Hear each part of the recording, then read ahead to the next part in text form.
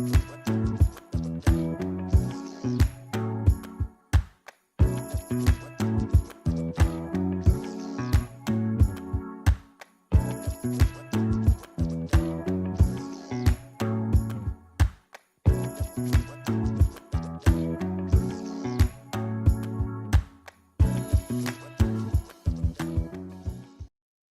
the Sports Chasers Podcast, coming to you live and direct with your host and your moderator, Kevin L. Warren.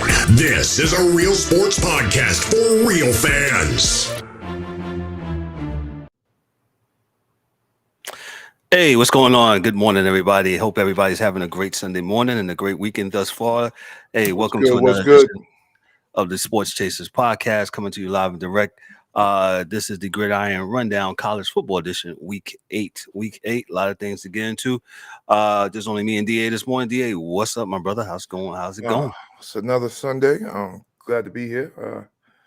Got some surprises, man. Well, not really surprises, but the first game, I think this was a surprise. So let's just go right into it. Virginia went to Carter Finley Stadium and at Chapel Hill in North Carolina. They defeated the North Carolina Tar Heels 31-27. And the thing about this game, North Carolina was up late third.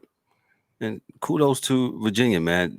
Drake May, he was 24-48, 347 yards. Didn't play bad game. Did have that one crucial interception towards the end. And Virginia's quarterback, he was 20 of 30. Musket, he was 20 of 30 for 208 yards, 1 TD, 1 interception. North Carolina's dreams of maybe hanging out with the postseason might have been done with that loss. Bad loss. Virginia was 1-6.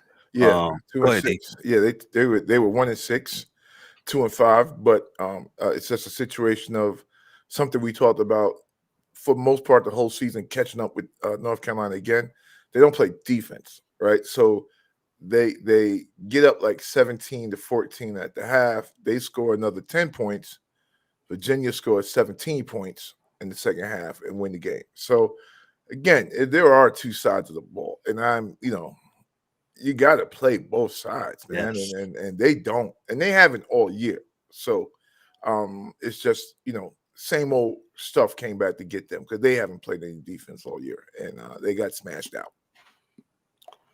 Man, yeah, this could have been a perfect opportunity. Like I said, the season's getting far ahead. We're about to roundabout into November, and you know what that means. The weather's getting a little bit colder.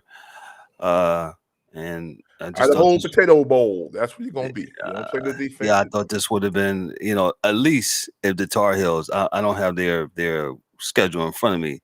But at least if they, maybe could have ran a table, could have been a consideration. They probably will, or I think on their end of it, there's a good chance that they'll run the table on, right? So, excuse my French, but sugar honey iced tea, Clemson, Miami just tied. So yeah, it's not like it's over, right? So they'll still get another shot to. And they still may play in the ACC Bowl, whatever that is here in Charlotte, at some point, right? Because the Duke Mayo Bay Bowl. Yeah, I mean, Duke got smashed. They're on the same side. So Duke, Miami, Clemson, and North Carolina State, Duke, Clemson, and Miami all on the same side, I believe. So yes. So it kind of whoever they're playing on the other side. North Carolina scheduled down the stretch is next week they got Georgia Tech. They play Duke on the 11th. They play their rivalry game, the Friday after Thanksgiving. North Carolina State. I'm sorry, I skipped the game. They face Campbell on November 4th, and their second and last game will be against Clemson. Yeah. So they'll get a chance, but none of these teams are nope. It's going to help their cause. Yeah, top 20 teams, except for I think the Duke game, and who knows where they'll be by that point. So you got to play defense, man. We always say beat the teams you're supposed to beat, but in college football, it's for sure you're going to need some help, especially if you're not doing your job. So, nope, definitely not. Let's go on to North Carolina. I believe the polls have not come out yet, but both North Carolina's 10 as of now. They will probably take a significant dip. Yeah, past 15. Yeah, this is a bad loss. I think the game of the day, we'll go on to this. The Utah Utes continue to be a thorn in the University of Southern California's side. They defeated the Trojans on yesterday, 34-32. I happened to watch the last half of this game, and man, both quarterbacks played really good. That dude Barnes is pretty good. I know all the hype about Caleb Williams, but ladies and gentlemen, boys and girls, you really need to take a look at my man Bryson Barnes from the Utah Utes. Man, he slung that ball for 14 and 23, 234, 235 yards, 3 TDs, 1 interception. And if I'm not mistaken, he's a transfer portal kid. Yes, he is. Definitely, he's a transfer portal kid. And the thing about this game, like I said, shout out to USC because USC was down and they was able to go when Williams did that bootleg. And in the last, to me, they left too much time on the clock for Utah to come back. And then there was that crucial targeting call. I hated that call on number 90 on Bear. I forgot his name. He was so emotional. He was crying on the. I would have been too. It was a bad call. It was a bad damn call, bro. Listen, and this is part of that. When we say the sports are fixed, this is where they come from because physics you still can't change. So if I'm jumping to stop the ball, right? Come on, bro. Right, I'm up in the air. I'm 300-something pounds. I'm jumping up to hit the quarterback. If I come down and he didn't launch his body into him. He didn't spear him. His face mask. It's not a penalty, dog. Well, we can't. What are we gonna put? What was that? I forget that movie, man. My wife and I used to love it. We joke about it. Little Giants. Little Giants, yes. The bubble wrap around his whole body. We can't do that. We can't put like bubble wrap around their whole bodies, man. It's football. And this is what it is. Yeah, and you kind of got to deal with it, right? Right. This is what we're doing here. So yeah, I can't. I don't know. Man, cost games, man. Cost games. It definitely costs games. Bro. Anyway, USC, their running game was on point last night. Lloyd was he had 86 yards. He kept on ripping the ball up, man. But shout out to Utah for they have been a pain in the butt to USC the last few years, and Utah is a very good team. They was 14 at the time. The polls have not come out, of course, and they both were 6 and they was 6 and 1, I think. I think Utah was 5-1 at the time, and USC was 6-1. USC now, I think their playoff dreams are down the toilet. They didn't belong. I mean, they're a good team. Whoa! You said they didn't belong in the playoff. No, I didn't think that they were a good enough team to make anything different to what we're seeing every other year, right? So you have a team play well, Power 5 team, but then they get to the playoffs and get smashed, and you're like, damn, you want to see good games in the playoffs. So I think until the expansion comes, some of these teams really just need to hang out on the outside looking in. Because, like I say, people will learn. There's a difference between being a great team and a great program. Yes. And USC used to be a great program. Right now, they're a great team every now and again. They're not a great program right now because they're not top 5, top 10 every year, all year. They come in and out. So I think it comes with recruiting. And we got to just stop rushing the process, I guess would be the stupid way to say it, but hell of a quarterback, but the rest of that team did not, and they got Jerry Rice's son. They got a good running back. Yes. Defense is decent, not great though, right? So, because we all know Colorado doesn't have a great offense, and Colorado put damn near 50 points on them. So, it's not a thing where, we're going to sit out there and say that they're a great team as of today.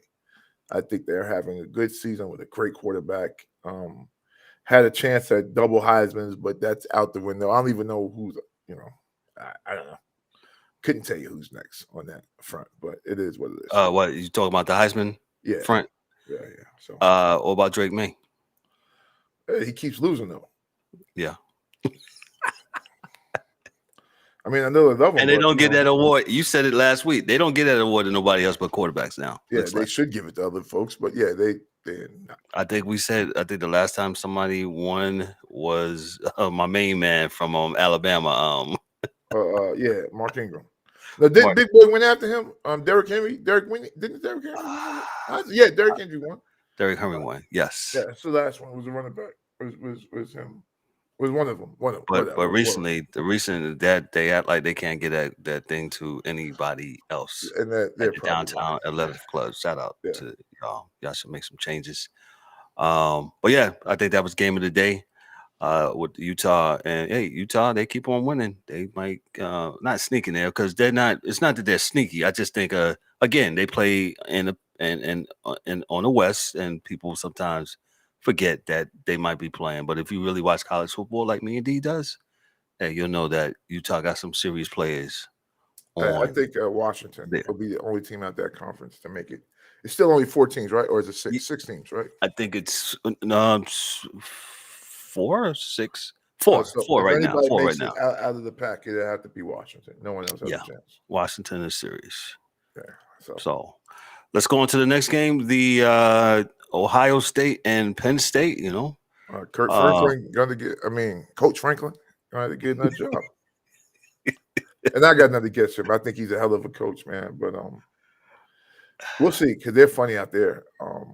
That is a part of the world where there are certain games that you can do everything else, but if you don't win this game, it kind of doesn't matter. And so it doesn't matter because they haven't beat games. They haven't beat Ohio State yet. I don't think.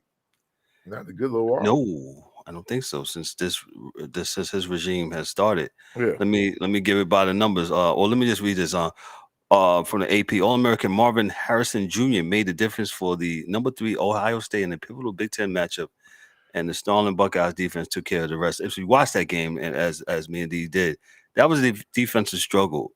Pretty much most of the game, man. I was like, man, ain't nobody going to score. I said it was trading field goals. It was going back and forth, But like you said, like the AP said, Marvin Harrison, who's going to be, he can play like his daddy. Yeah. He's going to be awesome on the next level. It's going to be something else. So let me read by the numbers. Ohio State wound up winning this game 20-12.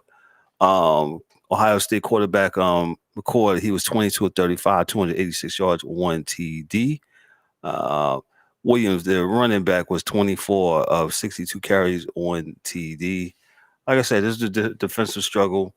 Harrison, he made 11 catches for 162 yards and a late touchdown as Ohio State beat the Nittany Lions on Saturday in Columbus. The Buckeyes defense smothered Drew Alter and the Nittany Lions and extended Ohio's winning streak in this series to 7 games. So, 7 games. They had in a row.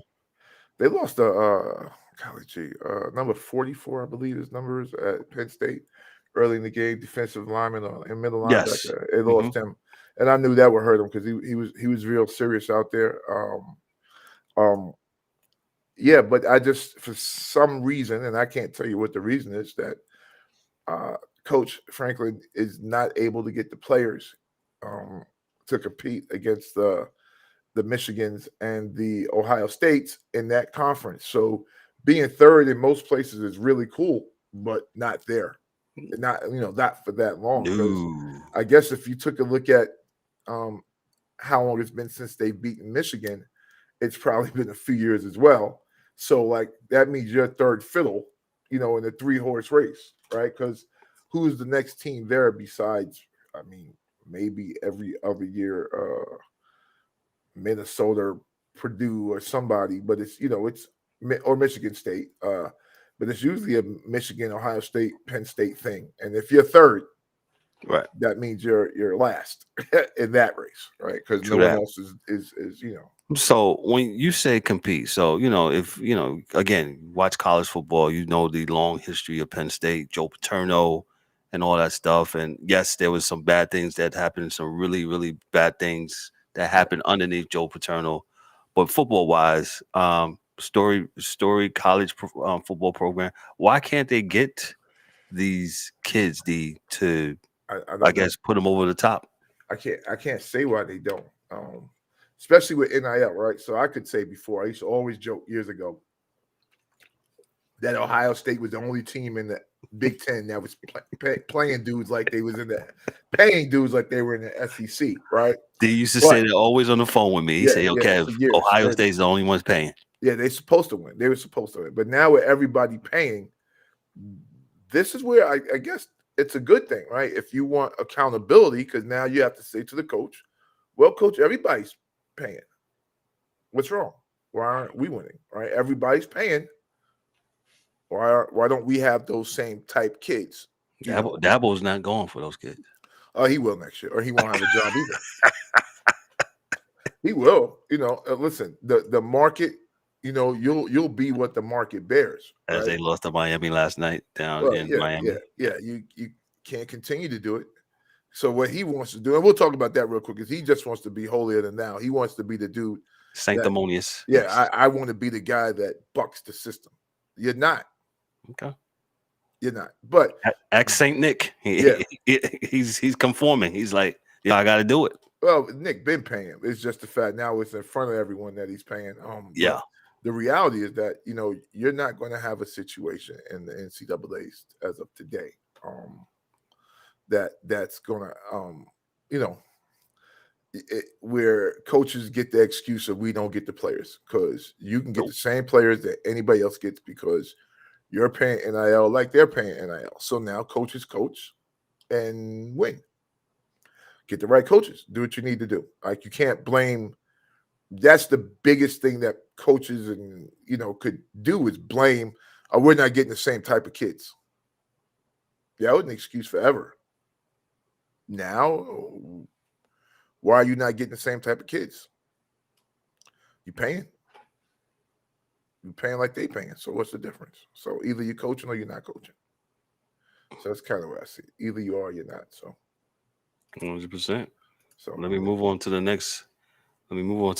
Game. Number 9, Oregon defeats Washington State 38-24. If you watch this game, as I did, Oregon had their throwback 1996 uniforms on. Old school joints. Those look pretty good. According to the AP, Oregon got his rebound win, but the Ducks were far from satisfied. Bo Nix threw for 293 yards and 2 touchdowns while setting the NCAA record for the most career starts. And number 9, Oregon down Washington State 38-24. Here, let me go by the numbers. Bo Nix was 18-25 for 293 yards. He had 2 TDs. Ward for Washington State, he was 34 for 48. That's a lot of times throwing that ball, man. Even in college, geez, 438 yards, 1 TD. I know the college game is just a little bit different, man. But man, you gotta 48 is too much. It's always going to be too much because you're not giving your defense a chance to rest if you're throwing the ball that much. So, so that's some of the things I love about you, how you break stuff down. Throwing the ball is great, but what about the other side of the ball, right? You don't give your team the opportunity to. If you're running the ball, it takes more time. Your defense gets to sit a little bit more.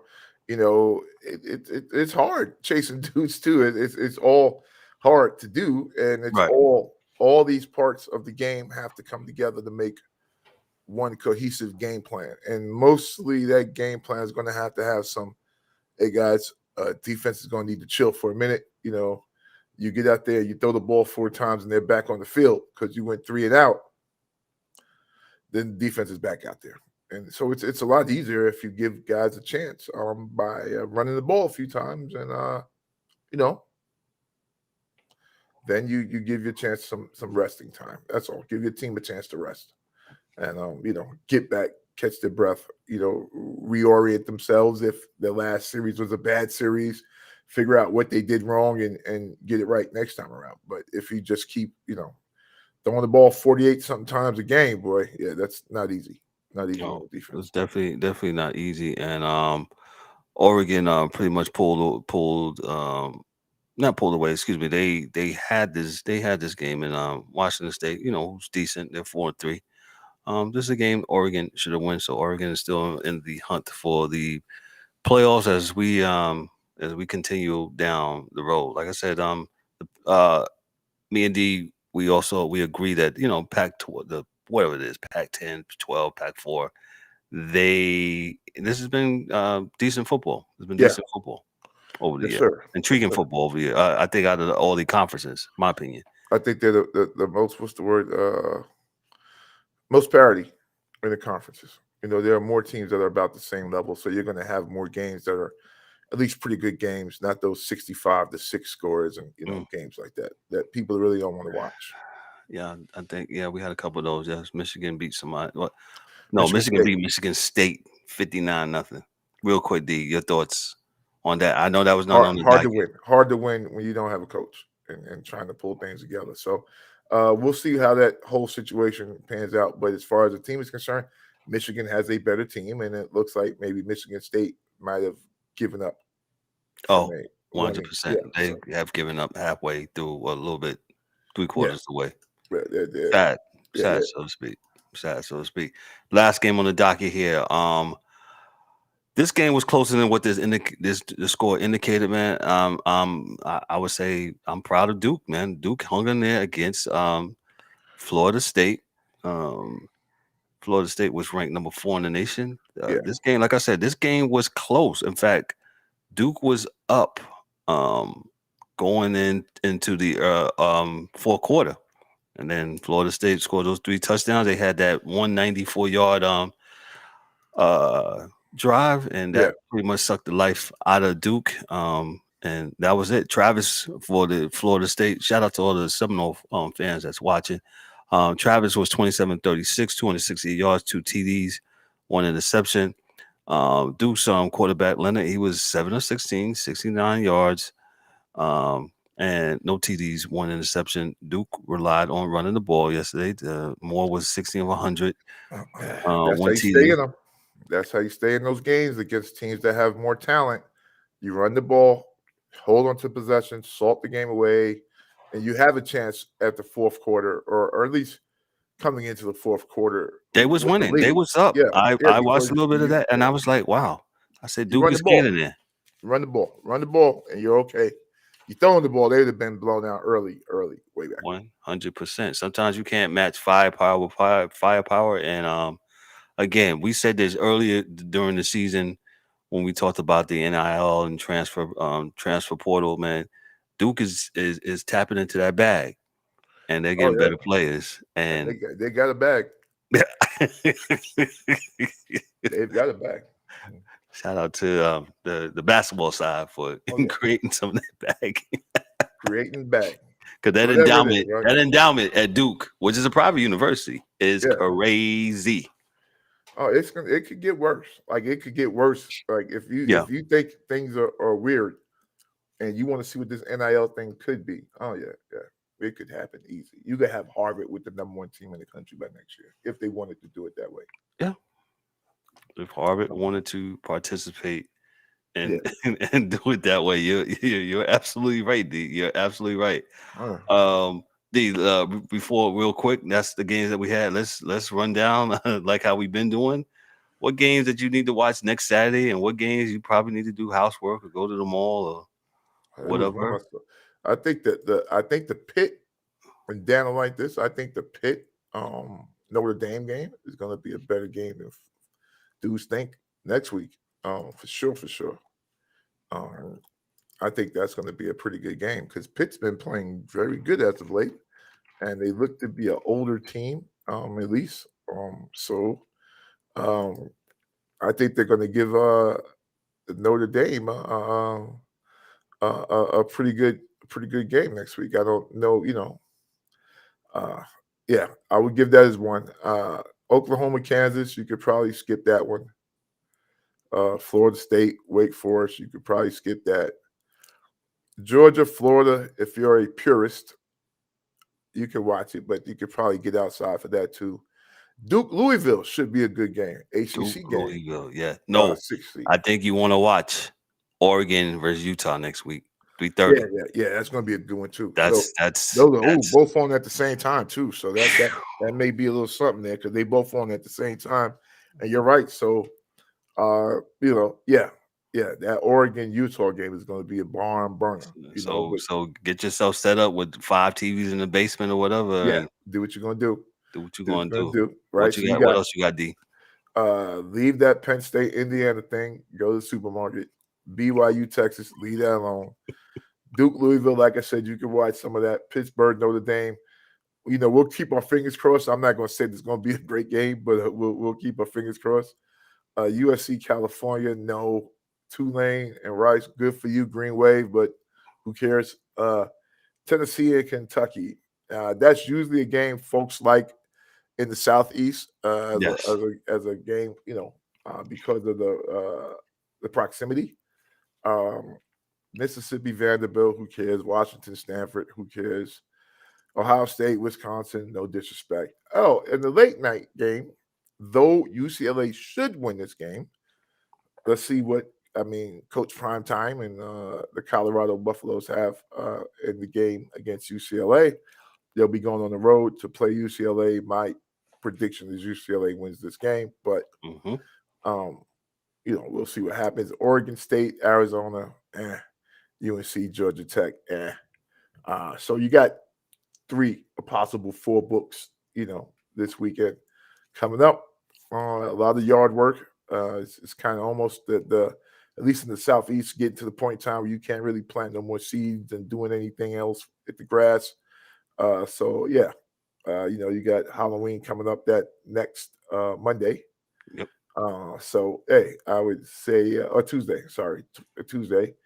Other than that, I don't think there's any other. I would Oregon, Utah, and NC State, and who was it? D. I'm sorry. I would watch Oregon and Utah. You could watch Duke, Louisville. Yep. I think Pitt, Notre Dame could be a good game. And I think the Colorado UCLA game will probably be a good game. And Tennessee and Kentucky will probably be watchable games. I don't think I see any upsets, at least no, me neither. Within the big games this weekend coming up at all. So, but everybody have fun and let's watch some good football. Yeah, that's all. That's all you want from as a fan, man. You just want to watch some very, very, very good football, man. So, hey, man, it's at that half an hour point. We're going to get out of here. Enjoy your football Sunday. I forgot to say this in the beginning, but make sure you click, and subscribe to the channel on the YouTube channel. On the podcast side, within the sound of my voice, make sure you guys go to Apple, Spotify, and give that 5-star review. 5-star review, man, so we can jack the algorithm up and I'm getting a lot of great downloads, man. I appreciate all of you guys within the sound of my voice who come back every week. We come on 3 times a week to give you this really, really good content, man. And we're striving for perfection, and we're striving to be the best damn sports podcast on the planet. Let me give you this really, really quick this thing that I found out. I was reading an article, sent it to all the guys. Hey, 62% of Americans, and I'll put it up on tomorrow, 62% of Americans say that they engage with podcasting more than regular media. And it's pretty simple. Why, Kev? Mm-hmm. Everybody wants to agree with everybody. We are all the regular man. We are all the regular person. All right. We all don't live our lives as if we're superheroes or we're this or we're that or we're smarter than or we know more than. In the regular world that we all live and exist in, we can be right and we can be wrong and we all have an opinion. And I think the fact is folks respect the fact that we have an opinion. We're not disrespectful with our opinion, at least with the sports chasers. We try to, as I tell my kids, do what I say what I do. We don't, we want to talk all sports as much as we possibly can, engage a lot of different sections and segments of the sports world. And, why come out here and try to shout each other down? we may yell and scream sometimes jokingly, but when Ryan comes on, it's Thursday, yeah, but it's not. But for us, it's all love though, because yes. we're just doing it, because we can. And sometimes we have spirited about specific opinions, but the reality is that we respect everyone that plays, whatever sport they are, whatever sex you are, whatever level you're playing at, because you probably do that better than we do anything else we do in life, right? We're professionals in our lives, and you college kids are professionals in what you're doing and being students and being student athletes. So we're never going to disrespect you and say you stink or you suck. And I think nope. Without being on the margins of sports, I think most people, just like politics, are not left or right. We all lie somewhere in the middle. And that's kind of what we're doing with sports and the sports chasers, is that we're chasing sports and we're lying somewhere in the middle. There's some things we like and there's some things that we don't like, but I'm sure that's the same thing for everyone on the planet. So with that being said, I think, Kevin, we started this, and you, El Capitan, we started this years ago with one premise. We just wanted to talk about sports.